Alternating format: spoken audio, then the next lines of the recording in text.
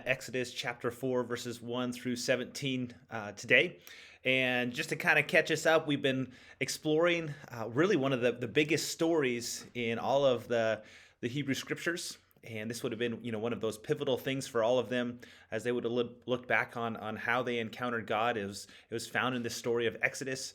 And first part of the story is we see Moses and him getting rescued because the Pharaoh had forgotten just all the things, the agreement between Joseph and the Jews and how they had saved the Egyptians, and just saw that there was a bunch of them and was intimidated by that and didn't want to lose control. And so he wanted to kill all of the baby boys, 2 and under. And so Moses kind of miraculously finds his way in a little baby boat floating in the Nile because his mom put him there. He's found by a princess of the Pharaoh and brought into the Pharaoh's home. And he grows up as royalty. Eventually, he comes to about 40 years old, and he realizes that he is actually a Hebrew himself, and sees one of the Pharaoh taskmasters, the slave people, inflicting, punishing one of the Jews. And so he steps in, ends up killing the Egyptian, and flees for another 40 years. Okay, after that 40 years, he has a wife and a family. And he's living in Midian, and he encounters the burning bush and gets called in by God to go and rescue the Israelites from slavery. And so we pick up in this story, and God and Moses are having this conversation, and God's like, "Hey, I'm going to be with you through this all." And so we're going to pick up this conversation today in verse 1 of chapter 4. And so let's look at this. It says, "Then Moses answered, 'But behold, they will not believe me or listen to my voice, for they will say, the Lord did not appear to you.'" So remember, God had just revealed his name. Moses is saying, "Hey, who am I saying even, sent me to you?" And he said, and God gives amazing statement of his name. "I am has sent you," and that's who you're to call me. And so we see Moses here picking up, giving some more excuses, like, I don't know about this. They're not gonna listen to me. They're not gonna believe me that God just showed up. Verse 2, it says, "The Lord said to him, 'What is that in your hand?' He said, 'A staff.'" Okay, now this would have been a very common thing for people to carry a staff, especially since Moses seemed to be a sheep herder, and they would have had staff and for protection, also to help guide the sheep and stuff like that. Verse 3, it says, "And he said, 'Throw it on the ground.' So he threw it on the ground, and it became a serpent, and Moses ran from it," right? So we see God telling Moses, just throw it on the ground. He's not giving him really a heads up of like, hey, here's what might happen. All of a sudden, the staff turns into a snake.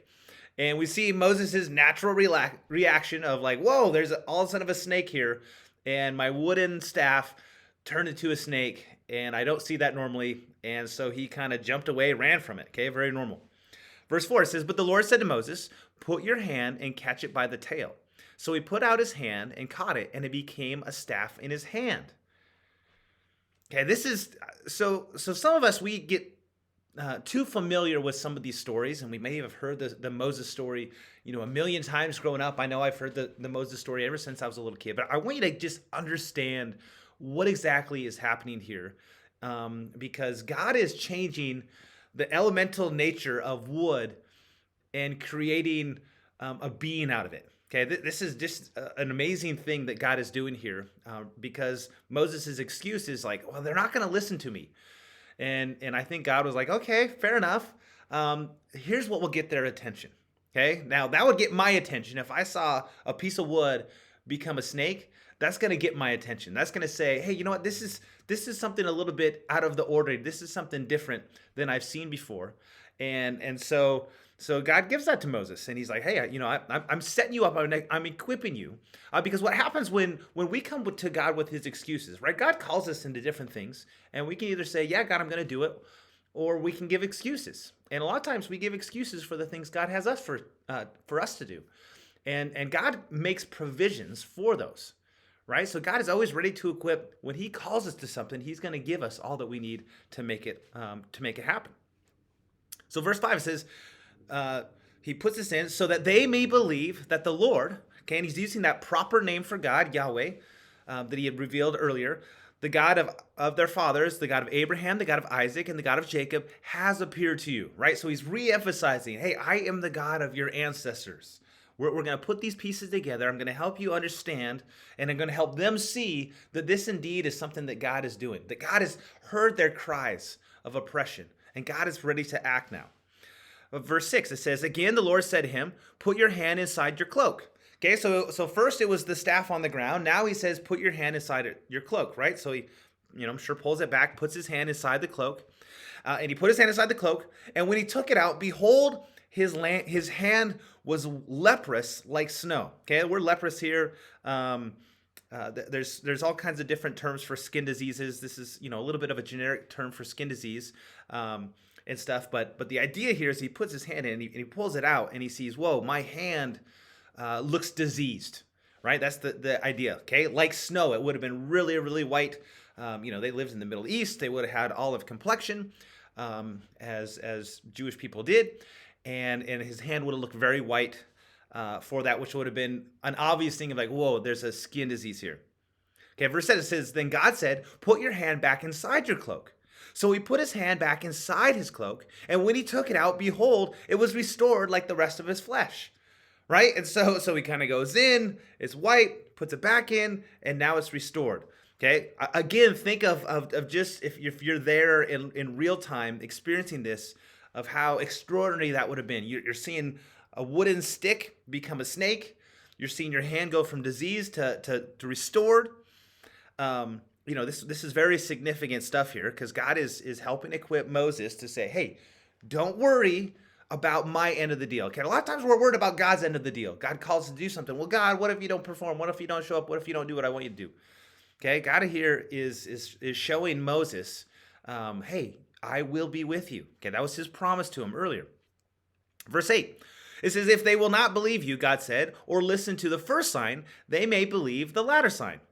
If they will not believe even these two signs or listen to your voice, you shall take some water from the Nile and pour it on the dry ground, and the water that you shall take from the Nile will become blood on the dry ground. Okay, so he's got three things, right? It's like, okay, if they don't believe the snake, if they don't believe the leprous hand, pour water, okay, and make sure you get it from the Nile, right? So that it's from the Nile and poured on dry ground, and it's going to become blood.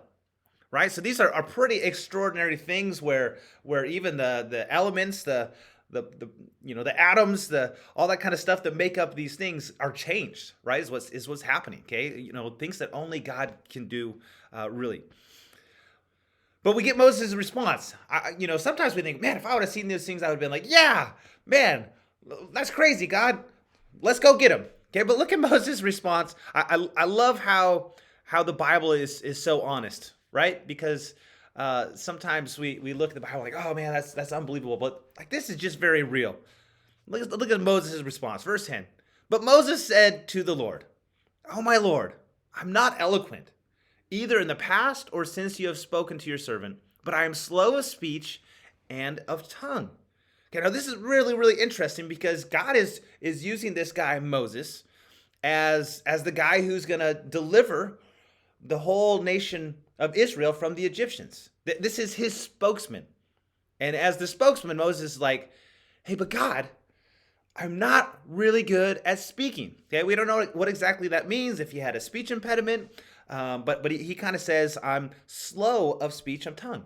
Okay, which really means to indicate like, man, there's something that he struggled with when he was communicating, when he was actually speaking. He was not very good at it. And so verse 11, then the Lord said to him, who has made man's mouth? Who makes him mute or deaf or seen or blind? Is it not I, the Lord? Right? So God is answering him, and he doesn't really argue like, no, Moses, you're actually a really good speaker. You just need to have, courage and encouragement. Okay? He's like, yeah, I acknowledge that. Okay?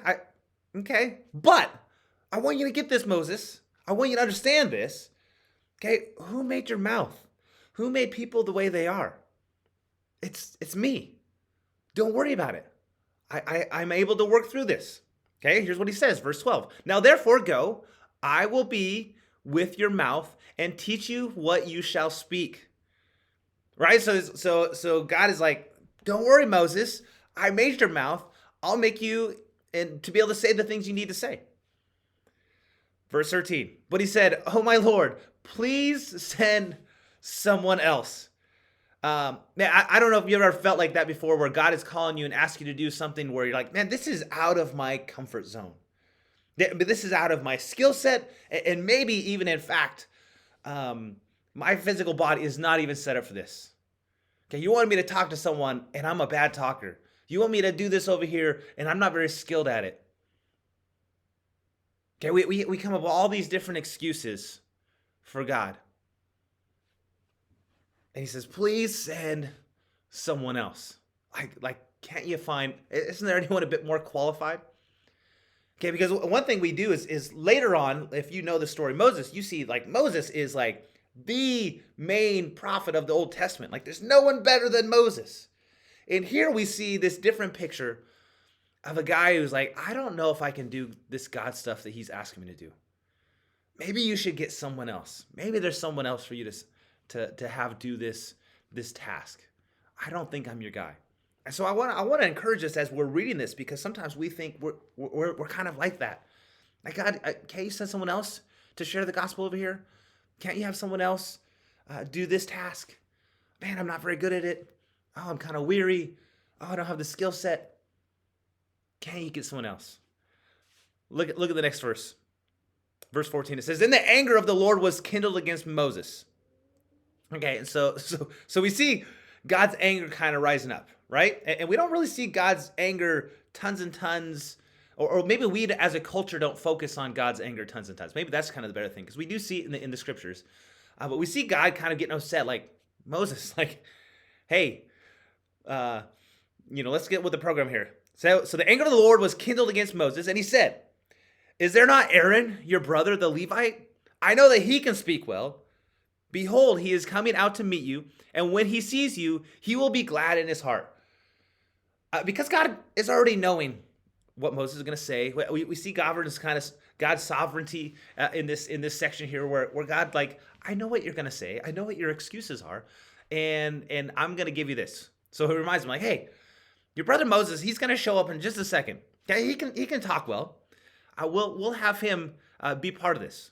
So verse 15, it says, you shall speak to him and put the words in his mouth, and I will be with your mouth and with his mouth, and will teach you both what to do. Right? It's like, hey, so here's what's going to happen, Moses. I'm going to tell you, and then you're going to tell Aaron, and then he'll be able to speak it to the Pharaoh. And I'm going to help both of you. Okay? Cool thing. I will teach both what to do. Verse 16, it says, he shall speak for you to the people, and he shall be your mouth, and you shall be as God to him. Okay, now this isn't trying to say that that Moses is being elevated to a god, right? This is not what it's trying to say, like, oh, now Moses just achieved godhood. Okay, that's not what he's trying to say. He's saying Aaron's going to speak to the people, and he's going to be your mouthpiece. Okay, and you shall be as God to him, which basically means like when God would speak to the prophets, he would say, hey, here's what I want you to tell the people. Okay, and so this is what Moses is going to do to Aaron. Okay, God's going to talk to Moses, and Moses is going to tell Aaron, and he'll kind of be that background figure doing these things. Okay, one thing cool later that you'll see happen with Moses is Moses eventually seems to become a speaker. He seems to be able to proclaim things later on as he moves through his life. Now remember, Moses is about 80 years old at this time, right? And so he's really like, oh man, I'm too old to learn new tricks. Okay, but we see when we step out in faith and do the things that God asks us to, that he actually grows these things, right? I will be with your mouth and with his mouth, and we'll teach you both what to do. Like we're gonna learn, we're gonna grow through this. God's gonna teach us and help us to do the things that maybe we never thought we could do. There might be a time in life where you're asked to speak and say something, and you're like, wow, that's not really me. I'm not the speaker type. Well, but maybe you're not now. Maybe it's something that God's gonna grow in you. Okay, and there's lots of things that God can grow in us, and we need to step out and have that faith.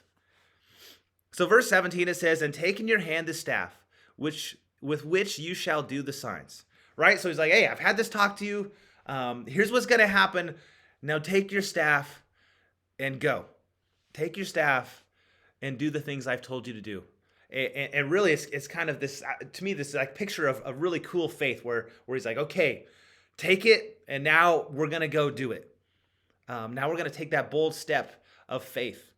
And this is the things that God is calling us to. I love about this story that we see that Moses is really just kind of like an average guy, right? He's old at this time. He's elderly. He'd kind of been living his life, encounters God in this way, makes excuses. I don't think I'm the guy to do it. And God's like, no, no, no. I have something for you. Now, what excuses are we giving to God right now? What kind of stuff are we saying? God, you're asking me to do this. I just don't think I can do it. Maybe it's dealing with another person. Okay, maybe it's the type of ministry. Maybe it's just, oh, here's how I want you to spend your money. Oh, God, I don't think I have enough money. I got this and this. And he's like, no, no, no, I want you to be generous though. Okay, what are the things that God's calling us to? And he's like, hey, I'm going to equip you. I'm going to give you the things you need. I'm going to be your provision for this. And God is able to do it, right? God's able to perform signs and miracles and wonders and answers to prayer when we believe and we step out.